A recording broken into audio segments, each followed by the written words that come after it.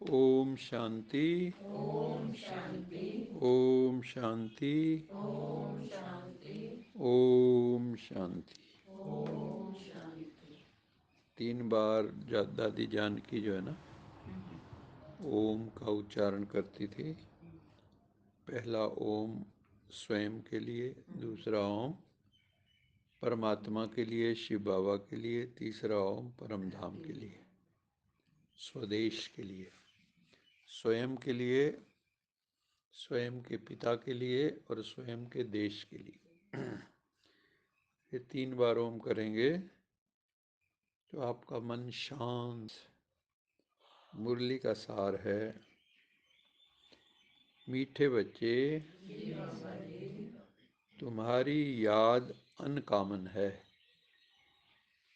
जिसे तुम इन आंखों से देखते नहीं उसे याद करते हो, और उसकी याद से तुम्हारे विक्रम भी विनाश हो जाते हैं। तो बाबा कहते हैं जो तुम्हारी याद है वो साधारण याद नहीं है, असाधारण है, अनकॉमन है। कॉमन याद कौन सी है? जो सृष्टि में चीजां दिख रही है हाँ, उनमें जो कॉमन दुनिया तो में ये है भी हमने दिख रही याद है रे। जो सामने आंखों के हैं वो कॉमन है। उनकी याद आना, रिश्तेदार, संबंधी, दोस्त, मित्र। वंडर है ना। लेकिन बाबा की याद अनकॉमन है, इसलिए बुद्धि में ठहरती भी नहीं ना, क्योंकि कोई नाम रूप तो बनता नहीं वैसा कोई व्यक्तियों जैसा। तो इसलिए निराकार को भी साकार का आधार लेना पड़ता है। तो ब्रह्मा का तन का आधार लेके अपने प्रेम को प्रकट करता है, ज्ञान को प्रकट करता है, आनंद को प्रकट करता है। वैसे बिंदु हो तो क्या आपको क्या पता लगेगा इसके अंदर क्या है? जैसे बीज है छोटा सा, उससे क्या पता लगेगा इसके अंदर क्या है, जब तक वृक्ष नहीं बन जाए। तो ऐसे ही वो तो बीज है, परमात्मा सारी सृष्टि का बीज है। उसका प्रगटीकरण कब होता है? जब ब्रह्मा के तन में वो आता है संगम युग पे। तो उसमें प्रवेश करके जब वो ज्ञान देता है तो लगता है कि ये तो और ही कोई बोल रहा है। ब्रह्मा बाबा भी क्या कहते थे, मैं भी सुनता हूँ, बस इतना ही फर्क है, अभी मैं पहले सुन लेता हूँ तुम्हारे से, क्योंकि मेरे मुख का आधार लिए। और उनको अंदर भी थोड़ा होता होगा कुचर पुचर, जैसे मुंह बंद है तो भी उनको तो सुन रहा है, बाबा के अंदर डायरेक्शन चल रहे हैं। कई बार बाबा का आता है ना मुरली में, आज है ना, बाप और दादा की आपस में चिट चैट चल रही थी। तो वो कहाँ चलती है चिट चैट? अंदर ही तो चलती है, दोनों की आत्माएं बोलती हैं। तो तुम्हारी याद जो है वो साधारण याद नहीं है, अनकॉमन है। दुनिया की याद कॉमन है, रिश्तेदारों की, संबंधियों की, पदार्थों की, वस्तुओं की, जो चीज़ आपको अच्छी लगती है उसकी, धन दौलत की। बाबा कहता है जिसे तुम इन आंखों से नहीं देखते उसे याद करते हो। परमात्मा को इन आंखों से तो कोई देख नहीं सकता। भले ही हम कहते हैं ज्योतिष रूप है, बाबा कहता है ये जो मेरे चित्र भी बने हुए ना, ये भी, मैं कोई इतना बड़ा थोड़ी हूँ, मैं तो इसका जो बीच का बिंदु है इससे भी कितना सूक्ष्म हूँ। ये तो समझाने के लिए चित्र बना रखे हैं। सुई की नोक पे भी कितनी भी आत्माएं आ जाएंगी, इतनी सूक्ष्म आत्माएं। वो कहते हैं ना बाल आग्र, बाल आग्र, बाल है ना जो सिर के, शास्त्रों में लिखा है, उसका जो आगे बिल्कुल पतले वाला हिस्सा होता है, उसके 1000 हिस्से करो, उससे भी सूक्ष्म है आत्मा।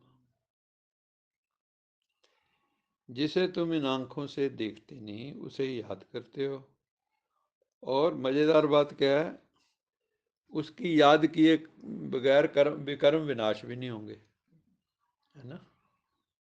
तो हम फिर कैसे याद करते हैं बाबा को? ब्रह्मा के थ्रू।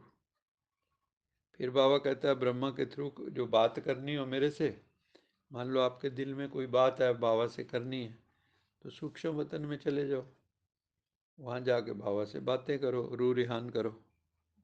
अपना दिल पूरा खोल दो बाबा के सामने, बाबा ऐसे, बाबा ऐसे।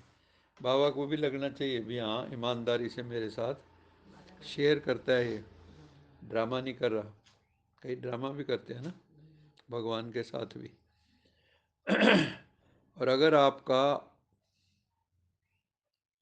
जो प्रगटीकरण है परमात्मा के सामने, जो प्रकट होते हो, अपने आप को प्रत्यक्ष करते हो, वो बहुत ईमानदारी वाला है, तो परमात्मा खुश हो जाता है, सच्चे दिल पर साहिब राजी हो जाता है। फिर आपको जो चाहिए वो दे देता है, आपके भंडार भरपूर कर देता है। शिव के भंडारे भरपूर, काल कंटक दूर, सब काल कंटक आपके सारे दूर कर देता है।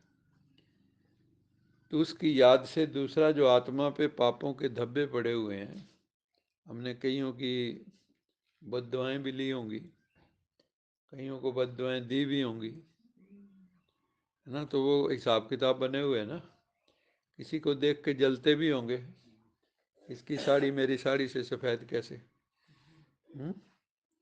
यही है ना, देखो कमाल की बात, दोनों की है सफ़ेद साड़ी, उसमें भी जलन हो रही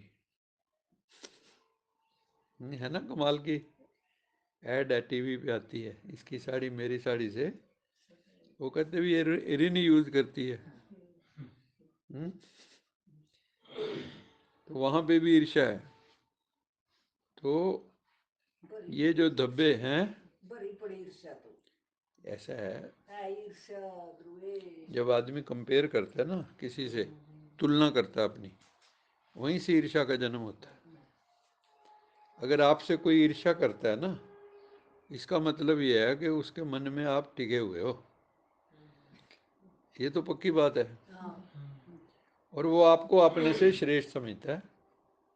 भी मैं बीस जैसे हो तो श्रेष्ठ तो समझ ही रहे हैं। हाँ, तो इसमें घबराना नहीं चाहिए, आपको श्रेष्ठ ही तो समझ रहा है वो, तभी तो ईर्ष्या आ रही है उसके मन में। खुशी होनी चाहिए इस बात की, तो खुशी होनी चाहिए भी मेरे से कोई ईर्ष्या करता है। तो बाबा कहते हैं ये जो है ना काम क्रोध लोभ अहंकार ईर्ष्या द्वेष राग द्वेष, ये आत्मा के ऊपर धब्बे हैं, काले धब्बे। जैसे किसी के मुंह पे काले धब्बे हों, या मुंह में होता है ना कई बार एलर्जी हो जाती है, कईयों को फुलवैरी हो जाती है, कैसे हो जाता है, आधा चिट्टा आधा काला। ऐसी आत्मा बीमारी जो ना उसको फुलवैरी हुई है है ना। तो भगवान आके सारी वाइट वाइट निकाल देता है, कालापन सारा उसका हटा देता है। अच्छा मीठे मीठे सिक लदे बच्चों प्रति माता पिता बाप दादा का याद प्यार। गुड मॉर्निंग रूहानी बाप की रूहानी बच्चों को नमस्ते। हम रूहानी बच्चों की रूहानी माता पिता बाप दादा को याद प्यार। गुड मॉर्निंग, गुड नाइट और नमस्ते। सदा रहो हंसते, कहीं नहीं फंसते, बन जाओ फरिश्ते, बांध लो अपने बस्ते, चलो प्रभु के रास्ते। वाहिगुरु जी का खालसा, वाहिगुरु जी की फतेह। बोल साचे दरबार की जय। लोका समस्ता सुखिनो भवन्तु, लोका समस्ता सुखिनो भवन्तु, लोका समस्ता सुखिनो भवन्तु। ओम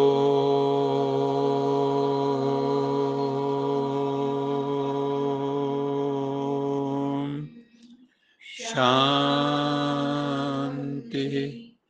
शांति शांति।